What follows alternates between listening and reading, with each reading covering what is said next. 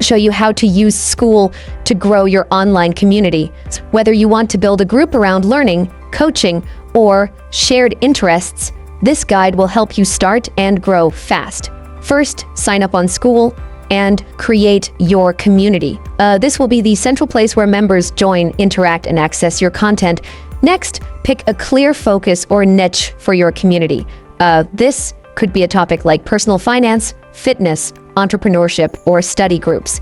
A clear focus helps attract the right people. Now start creating content, post lessons, tips, or discussion topics to keep your members active. The more value you provide, the more your community will engage. Encourage members to interact, reply to comments, ask questions, and run polls or challenges. Active communities grow faster because members feel involved. Finally, share your community to grow it. Promote it on social media, YouTube, or email.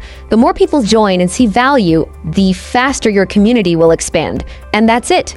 Growing